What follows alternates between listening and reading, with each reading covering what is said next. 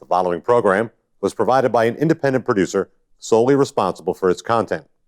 The opinions expressed do not necessarily represent the views of this station, its staff, board of directors, or underwriters.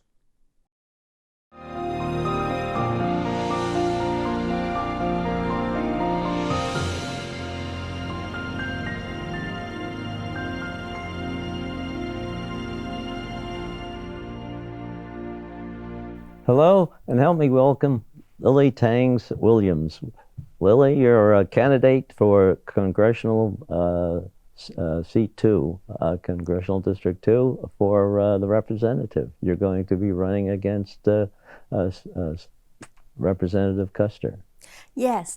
I just filed to run in January, and my website, lilytangwilliams.com, my Facebook page, Lily for Congress. I have a YouTube channel, Lily Tang Williams. My announcement video is out there on my YouTube, on my website. So I hope people will check that out. Okay, well, I'm sure they will, and this will be on YouTube too, so you will get wide world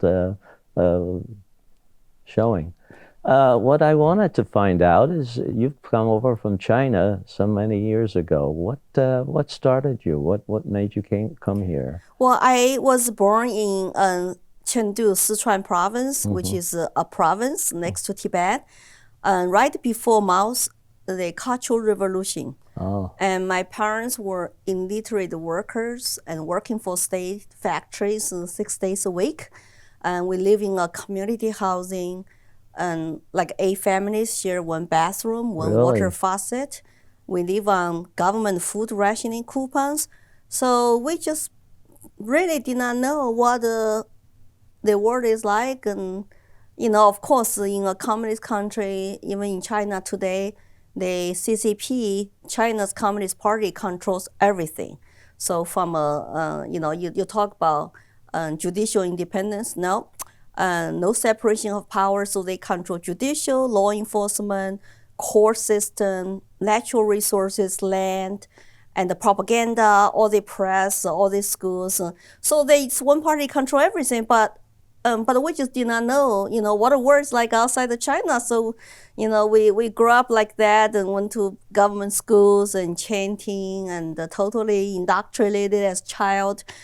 And we just I thought, Chen Mai Mao was like a godlike, because we had to chant long live Chen Mai Mao, long live Communist Party, and long live this or that. And until he died. I was 12 years old when he died.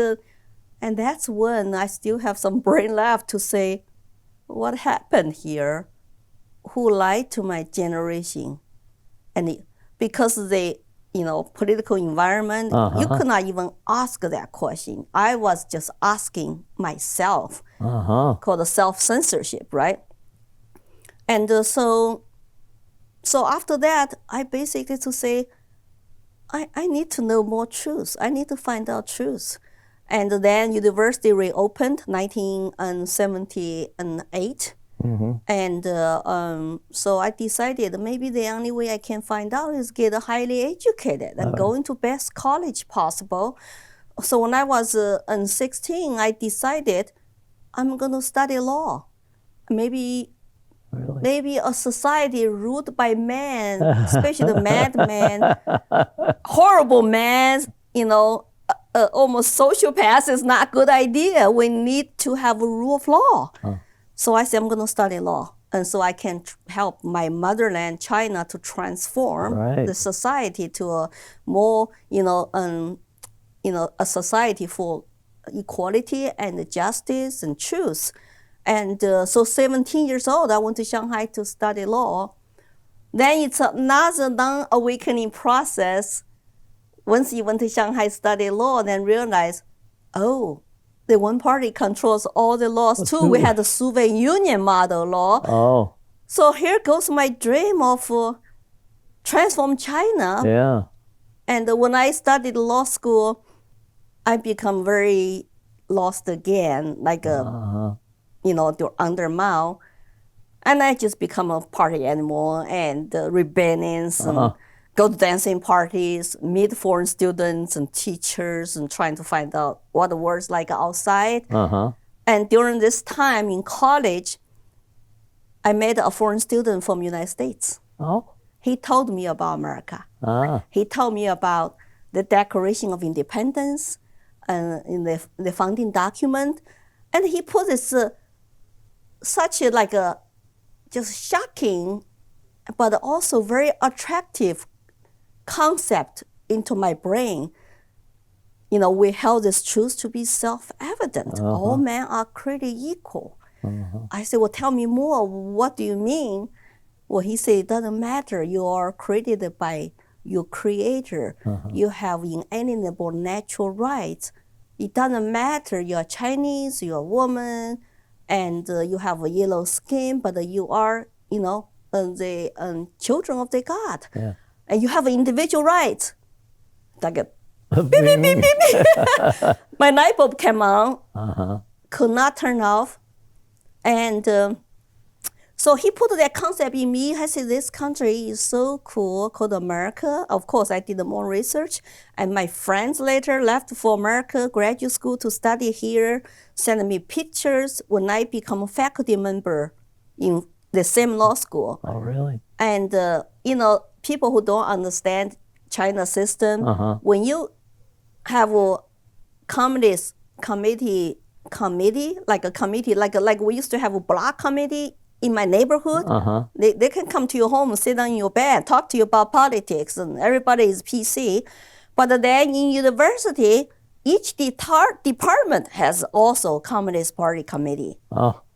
So when I become a faculty member, I had two bosses. One is academic dean, and one is Communist Committee party boss, chairman, right? Department chair. And I was just so, kind of depressed. After I become faculty member, my rebellious student life is over. I need to, tone in line. I did not have academic freedom. And then I was young, and they're trying to tell me my social life. Oh, really? Yes, I Control cannot that go too. to dancing parties with my students. Oh. I should not go to, spend one night in my boyfriend's parents' home. That were his parents invited me in Shanghai, because I was not married yet. It's all personal matters. And what do I do with my personal time outside of my faculty job? Yeah. It's like, do I really want to live in China forever? Yeah. I don't have that social personal freedom. I did not own anything either. I just had a small salary, barely enough to, pay for my expenses. So I said, here is this country called America. Maybe I should try to get out of China. So that's when, at the age of 21 to 22, I realized the reality in China for me, it's not going to make me happy and free to live my life. I need to manage my, escape. In order to leave China, it's not like, I just leave right now. You need a permission from your boss to quit your job, to go apply for passport. So it's like, whoops, I had some issues with my party boss, so I better change my strategy to get him to agree for me to leave.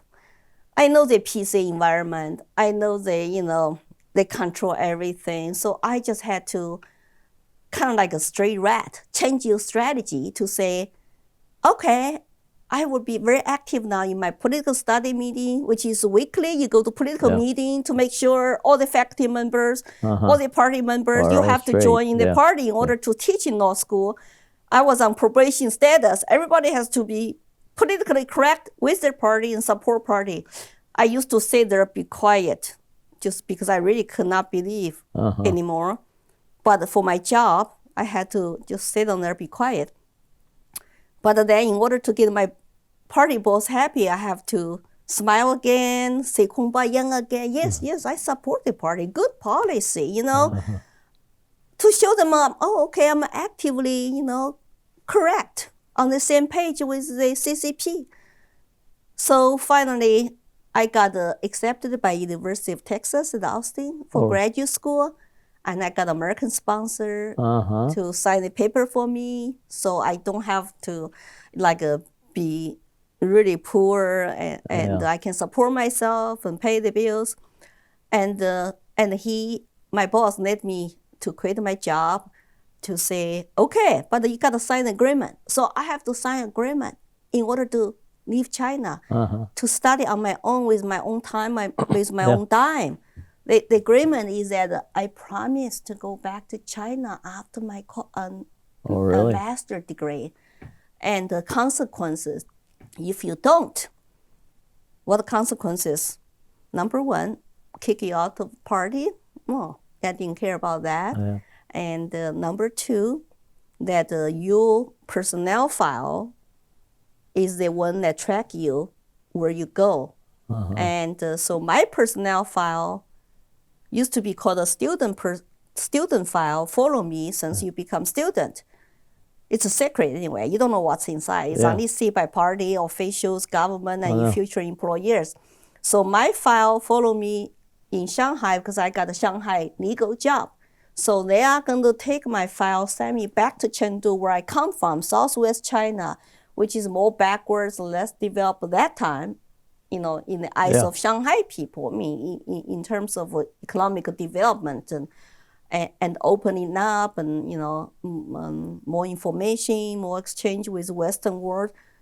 So if you lose that file to Chengdu, that means that I can never go back to Shanghai to live there as legal resident and to work there. Right. So that was very hard. Right. That means I had no way even to go back. I had to sign it. Okay, I will sign it. I just have to make it. I will figure out the way to make it in my new country, America. Because in my heart, I said, I'm never going back to this dictatorship country.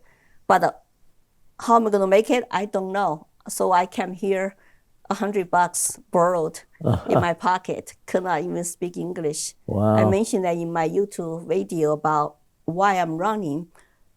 I really started negative, right? Not even, like a square one, but negative beginnings. Hey, I'm living American dream today. I'm very happy, very blessed. Are you able to keep in touch with your parents and anything like that? Yes, because Tiananmen June 4th massacre, that time Bush, number one, Bush gave all the Chinese students basically green card. Oh. We all could stay here legally. Oh. So by going back to China, visit my family, no problem, because I was one of the 400,000 students who actually stayed in the U.S. Yeah.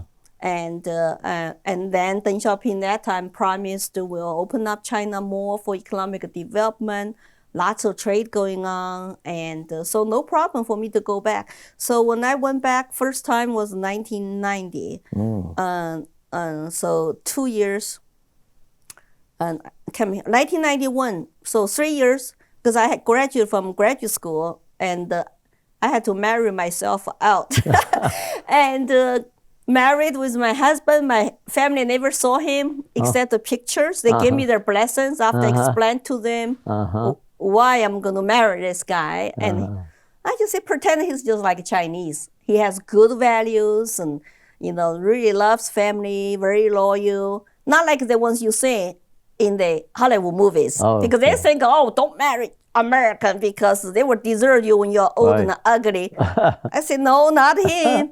So they gave me their blessing. So I took my husband back 1991, and they all loved him. Good. So he was fully welcomed, accepted. We even had like Chinese style, like a feast, because they had that without me. Okay, she's marrying America. Here's some candies and cigarettes, and basically like a some kind of announcement. But after we went back, we actually had a big dinner. Good. Yeah. That's nice. Yeah.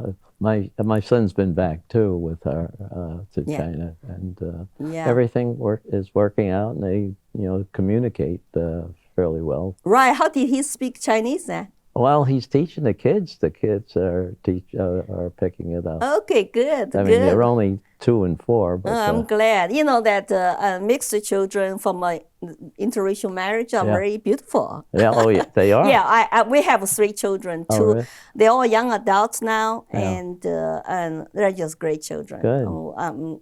You know, I just feel like so blessed. That's why I feel like, hey, I want to keep the American dream alive. Immigrants like me, right, who came here with nothing. So it's an American dream to be a politician, to get involved I never thought about politics because, I'll be honest with you, after I was indoctrinated in China all my life, I just wanted to have my personal freedom. Right. But I did not have any kind of concept, ideology. After I come here, it took me 20 years to totally get rid of my old educational garbage, learn English, learn new concepts, even learn free market, economics 101, and then get into knowing about my new country political system and study and research. So 20 years later, I finally woke up. I was not political at all at the beginning. All of a sudden, it just appeared to you that you wanted to get involved with how... Well, after I got married, raised children, got a job with corporations, and got fired, lost my job, and start my own business. Still have to pay for mortgage and kids, and I had more time once I got laid off 2000 to study, to dig into more, truth, And then the more I got into it, because my English got better too, I can understand things. And I did an internship in Colorado State Capitol that time also to start to learn about politics. I just discovered 2008. It's like, how come this country is using similar terms that we use in China? How come how come the government is getting so bigger and powerful and I started to get worried, right? Yeah. But I still did not get involved in politics really until 2014. But I started my own business. And that time, so I was focused on business. But I was paying attention to the parties and I ran for charter school board, become charter school board as a parent, control the education. And I also got involved with local HOA to learn about grassroots democracy and self-governance. So all those experiences add up for me to realize, do I like the direction country is going or not? But once I don't like it, I feel like it's my duty as American citizen. I should take my rights seriously to do something about it, including, testify, have rallies, and call, write to your representatives and, you state, representatives, and run for office, and give talks, and give testimonies. I did all that. Yes, it was a very good learning process for me. So what do you think when you get elected? What would you want to do? What are you going to try to? Do you think about how you would fit into the legislature? Do you have a different committee, or do you have a different focus on any particular area? Being a lawyer, would that? I speak Mandarin Chinese, right? There you go. Yeah, right. Yeah. Well, that my top issues are, of course, economy, education, and I think that the way we're going right now, and it's more and more like a socialist country. I don't like those policies. Central planning by bureaucrats and politicians are bad for our economy because I suffered. I could not even have food to eat and live on food rationing coupons. Everybody was equally poor when you talk about equality. Yeah, it is equality, but equally poor, only 1%, 2% were above you, had plenty of stuff they wanted. So I don't like that. And printing money, spending money you don't have, higher taxes, higher inflation. People cannot afford to buy lots of things. It's a bad direction to go. And education, I'm the person who was indoctrinated by the government schools all my life in China. Oh, you know what that I know is. what it's like. I know the Marxist strategies and the terms. I even call equity is a Marxist term. Why are we using equity in daily life today in our new country, right? Of course, the COVID, shutdowns, lockdowns, and mandates, endless control is not constitutional. And we are going after China's hardcore communist leadership style of, lockdowns. Are we become like China? Why are we going after the CCP's model in terms of, what kind of policy we should have? Why can't you let people to make their own decisions? And the cancel culture, censorship, it's very scary. The work culture who cancel people because what you said, what you did in the past is just like a mouse cultural revolution. It's very scary. Immigrants like me who have left during that time are very scared to say what is happening in our country today. And censorship is absolutely the enemy of the free people and free society. So I have all the experience. Of course, if I do go to Congress, the committee I would really like to serve, is probably something that I can use my strengths of knowing what how China works, how the party works.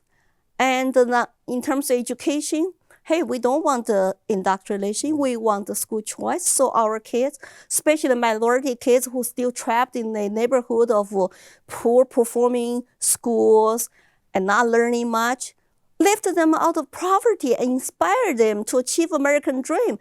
I can do it, they can do it, they were born in this country.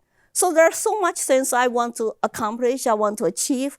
I just need everybody to check me out and support me. Well, I can't wait to see you debate Annie Custer. I would love to. She represents all those things that you don't like. Well, that's the thing. She had been there for 10 years with due respect. I never met her in person. But I would like to have a conversation with her to say, why did you vote with Pelosi on those policies? And those policies are not good for people of New Hampshire in CD2. And I'd like to have a conversations and discussions respectfully and let the people to decide who will be the best person to represent them in DC, their values, their American dream, and live free die spirit, and also, the prosperity. I have been so poor before, like below any poor standard you have in this country. But then I'm living American dream. I'm a self-employed entrepreneur working from home. And so it's hard to sell me, America is a bad country, systemic racist country, but all the immigrants like me want to come here, achieve their American dream. So that's where I come from. I want to use my personal stories to make the connections so people can say what policy is actually better for our own life, for our children's life. And so people who support this kind of policies, maybe they don't know history. They don't understand what is the consequences of those kind of central planning and socialist policies. And once people hear me to make a comparisons and give examples of my personal stories and even what's going on today in China, maybe it will be opportunity for them to say maybe I like what she's saying better, But I do like to hear from another side too, which is fine. I would love to debate my Congresswoman Custer because she is representing me too. I live in where, Oh, Yeah, yeah, okay. yeah. Well, you have a family. You grew up here essentially, and as an adult, and you know all the differences. I mean, you have. So my story is kind of long story short. When I first came over, I went to Austin, Texas. After that, we went to Wyoming. Two boys were born in Wyoming. My husband was attending graduate school in Laramie, Wyoming. Oh yeah. And then he had the opportunity to work for Hughes Aircraft in Colorado.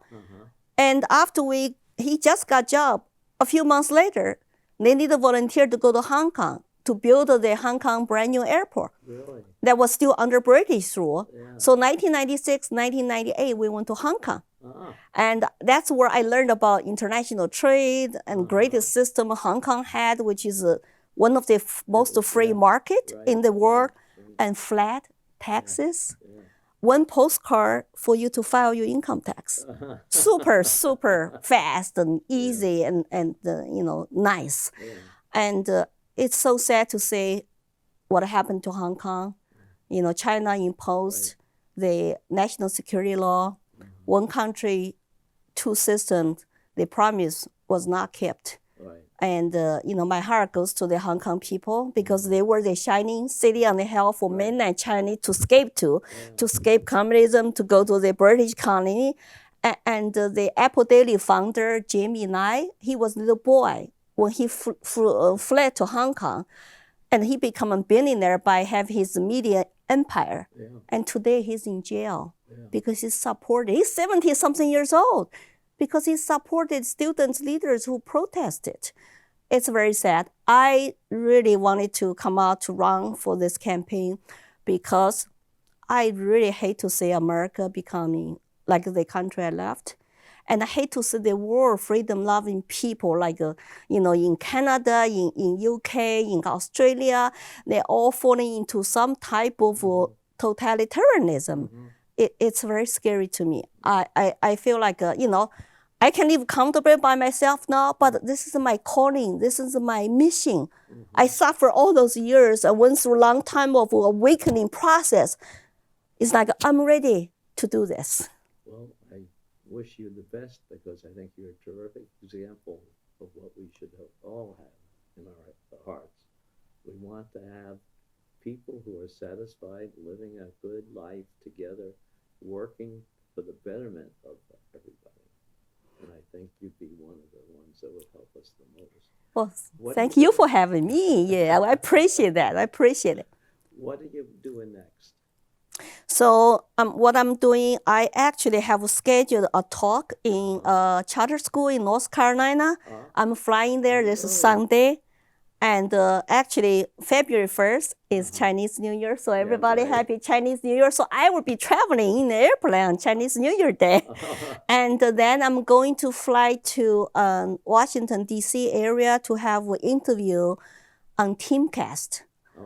Tim Pool is a very big YouTuber. He had me back in August. That interview had 330,000 views. Wow. And the title is that Mouse Culture Revolution Survivors saying it's happening here. So this time I'm going back because in order to run campaign, I need donations. I am not politician. I speak to common people in simple languages. And I don't have a special interest money because I'm not special interest kind of candidate. I just want to represent the common people and that we all connected by the common interest. We love our country. We love our family. We want to live in freedom and prosperity. So I'm going back and hopefully we'll get other people to say, hey, 300,000 of you just donate $5 each. I would really appreciate that. There you go. We'll see if our audience can help by contributing too. Thank you. I would appreciate that. Of course, I prefer people in New Hampshire to vote for me, support me, and donate. That also gave me the encouragement. Yes, Lily, we like what you're saying. We like your messages. And I love New Hampshire because after Texas, Austin, Wyoming, Hong Kong, Colorado, and I moved here. And I love New Hampshire. So far, this is my favorite state. Good, very good. Yeah. Well, we've run out of time, I hate to say, but we'll have you back again when it gets closer to the election. And I hope everything's working out well. And I know I'll see you at the Republican meeting in next March. Yeah, thank you very much for having me. Happy Chinese New Year. Thank you. Yeah. The preceding program was provided by an independent producer solely responsible for its content. The opinions expressed do not necessarily represent the views of this station, its staff, board of directors, or underwriters.